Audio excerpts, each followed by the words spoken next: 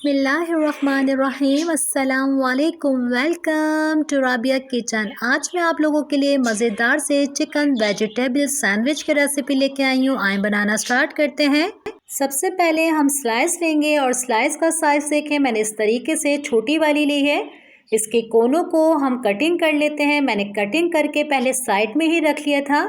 अब हम एक पैन रखेंगे, इसके अंदर हम मक्खन डालेंगे और अपनी स्लाइस को अच्छा सा इसे टोस्ट कर लेते हैं। सैंडविच के अंदर मक्खन से टोस्ट करते हैं तो सैंडविच के अंदर बहुत अच्छा सा फ्लेवर आता है। इसी तरीके से मैं सारी स्लाइस को टोस्ट करके साइड में रखूँगी। अगर आपको मेरी वीडियो इस वक्त अच्छी लग रही है तो मुझे लाइक कीजिए और फैमिली फ्रेंड में ज़्यादा से ज़्यादा शेयर कीजिए। अगर आप मेरे चैनल पर नए हैं तो सब्सक्राइब करके बेल आइकन के बटन को क्लिक कर दीजिए।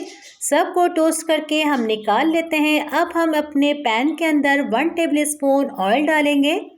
1 कप मैंने चिकन ली थी, इसे बॉईल करके मैंने शेल्ड कर लिया है। शेल्डेड चिकन डालेंगे अपने पैन के अंदर। 1 मैंने गाजर ली थी जिसे फाइन चॉप मैंने कर लिया है, ये डाल देते हैं।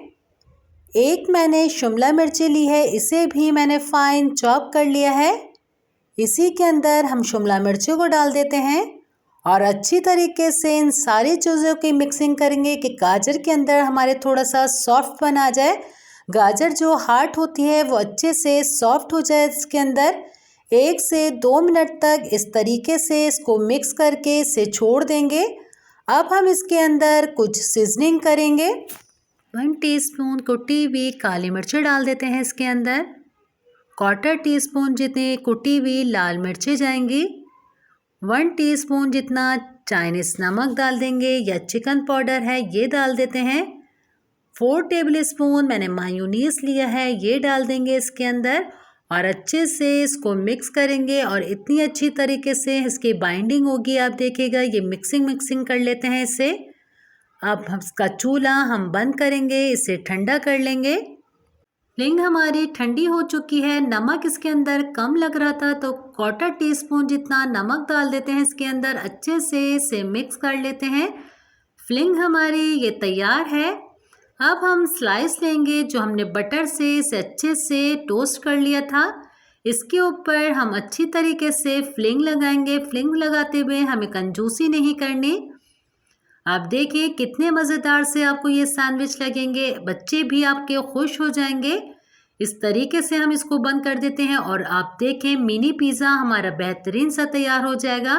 इसी तरीके से हम सब पर लगाकर पहले तैयार कर लेते हैं। ज़रूर बनाएगा इस सैंडविच को और अपना फीडबैक मुझसे ज़रूर शेयर कीजिएगा। सारे ही बनाकर हम इसी तरीके से पहले तैयार कर लेते हैं।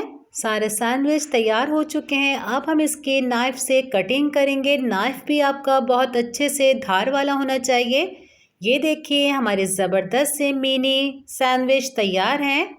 उम्मीद करती हूँ अच्छी लगी होगी आपको मेरी रेसिपी। इंशाअल्लाह मैं आप लोगों के लिए ऐसे ही नई वीडियो लेके आती रहूँगी। अपना बहुत ज़्यादा ख्याल रखिएगा।